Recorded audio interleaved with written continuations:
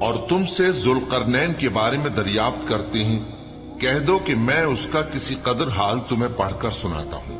ہم نے اس کو زمین میں بڑا اقتدار دیا تھا اور ہر طرح کا سامان اس کو عطا کیا تھا،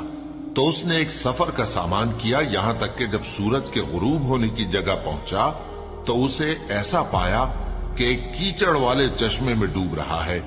اور اس چشمے کے پاس ایک قوم دیکھی۔ ہم نے کہا ذوالقرنین، تم ان کو خواہ تکلیف دو خواہ ان کے بارے میں بھلائی اختیار کرو، دونوں باتوں کی تم کو قدرت ہے۔ ذوالقرنین نے کہا کہ جو کفر و بد کرداری سے ظلم کرے گا اسے ہم سزا دیں گے، پھر وہ اپنے پروردگار کی طرف لوٹایا جائے گا تو وہ بھی اسے بڑا عذاب دے گا، اور جو ایمان لائے گا اور عمل نیک کرے گا اس کے لیے بہت اچھا بدلہ ہے، اور ہم اپنے معاملے میں اس سے نرم بات کہیں گے۔ پھر اس نے ایک اور سامان سفر کیا، یہاں تک کہ سورج کے طلوع ہونے کے مقام پر پہنچا تو دیکھا کہ وہ ایسے لوگوں پر طلوع ہوتا ہے جن کے لیے ہم نے دھوپ سے بچاؤ کی کوئی اوٹ نہیں بنائی تھی۔ حقیقت یوں ہی تھی، اور جو کچھ اس کے پاس تھا ہم کو سب کی خبر تھی۔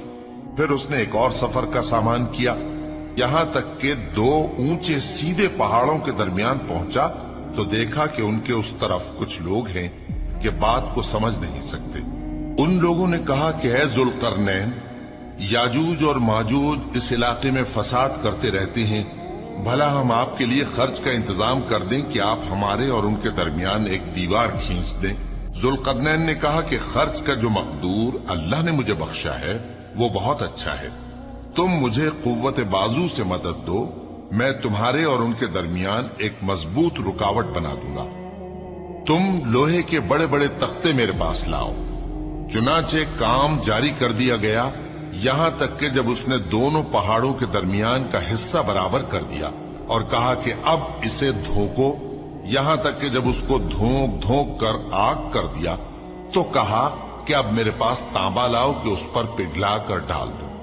پھر ان میں یہ قدرت نہ رہی کہ اس پر چڑھ سکیں اور نہ یہ طاقت رہی کہ اس میں نقب لگا سکیں۔ بولا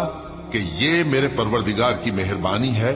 پھر جب میرے پروردگار کا وعدہ آ پہنچے گا تو اس کو ڈھا کر ہموار کر دے گا، اور میرے پروردگار کا وعدہ سچا ہے۔